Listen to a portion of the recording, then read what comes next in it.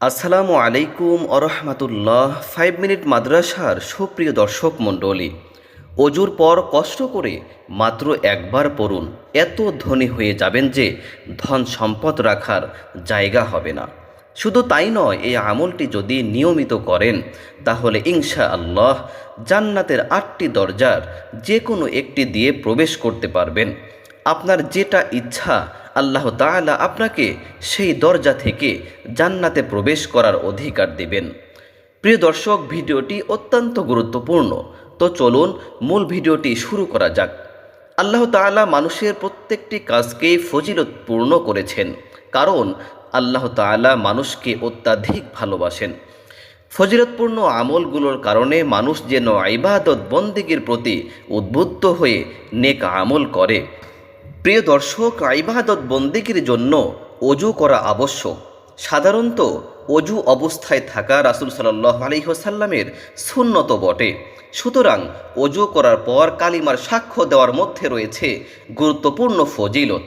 হাদিসে এসেছে, হযরত উকবা ইবনে আমের রাদিয়াল্লাহু তাআলা আনহু হতে বর্ণিত, রাসূল সাল্লাল্লাহু আলাইহি ওয়াসাল্লাম বলেছেন, তোমাদের মধ্যকার কেউ যদি উত্তম এবং পূর্ণাঙ্গরূপে অজু করার পর বলে, আমি সাক্ষ্য দিচ্ছি যে আল্লাহ ছাড়া অন্য কোনো ইলাহ নেই এবং মুহাম্মদ সাল্লাল্লাহু আলাইহি ওয়াসাল্লাম তার বান্দা ও রাসূল, তাহলে ওই ব্যক্তির জন্য বেহেশতের 8টি দরজা খুলে দেওয়া হয়। সুবহানাল্লাহ। সে ইচ্ছা করলে এর যে কোনো দরজা দিয়ে জান্নাতে প্রবেশ করতে পারবে। সুতরাং অজু করার পর উম্মতে মুহাম্মাদের উচিত উক্ত কালিমার সাক্ষ্য দেওয়া। আল্লাহ তাআলা সবাইকে কালিমার সাক্ষ্য দিয়ে জান্নাত লাভ করার তৌফিক দান করুন, আমিন।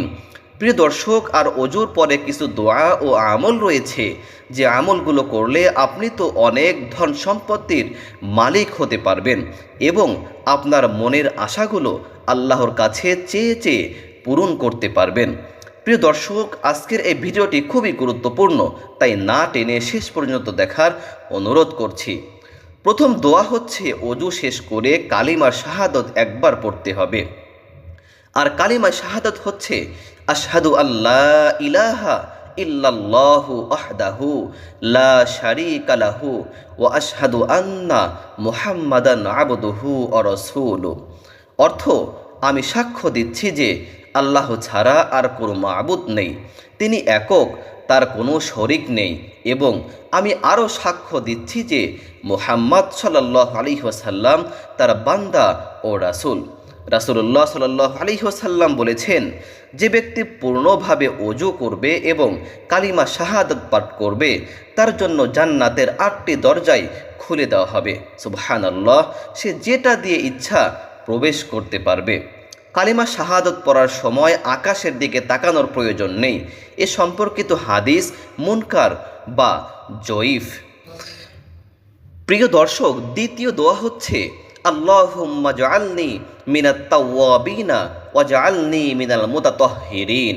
অর্থ, হে আল্লাহ, তুমি আমাকে তাওবাকারী ও পবিত্রতা অর্জনকারীদের অন্তর্ভুক্ত করো। প্রিয় দর্শক, এই দোয়াটি অত্যন্ত গুরুত্বপূর্ণ ও ফজিলতপূর্ণ। আপনি যদি এই দোয়াটি পাঠ করার পরে আল্লাহ রাব্বুল আলামিনের নিকট হাত তুলে কিছু চান, আল্লাহ তাআলা আপনার দোয়া সাথে সাথে কবুল করে নেবেন।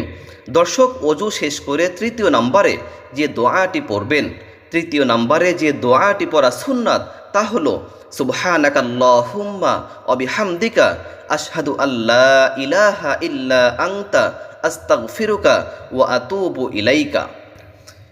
প্রিয় দর্শক, এই দোয়াটির অর্থ হচ্ছে, হে আল্লাহ, আপনার প্রশংসা সহ পবিত্রতা ও মহিমার ঘোষণা করছি। আমি সাক্ষ্য দেই যে আপনি ছাড়া কোনো হক ইলাহ নেই। আমি আপনার কাছে ক্ষমা প্রার্থনা করছি এবং আপনার নিকট তাওবা করছি। নাসাই শরীফের হাদিস। প্রিয় দর্শক, এই ছোট্ট ছোট্ট আমলগুলো এত গুরুত্বপূর্ণ যে এই আমলগুলো করে অনেকেই অনেক ফজিলত প্রাপ্ত হয়েছেন।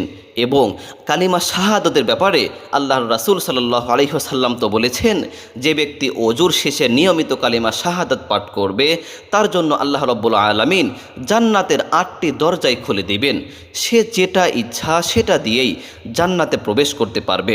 তো প্রিয় দর্শক, চলুন আজকে থেকেই আমরা এই ছোট্ট ছোট্ট 3টি দোয়ার আমল শুরু করে দেই, যেন আল্লাহ রাব্বুল আলামিন আমাদের জন্য জান্নাতের 8টি দরজা খুলে দেন। আল্লাহ রাব্বুল আলামিন তৌফিক দান করুন।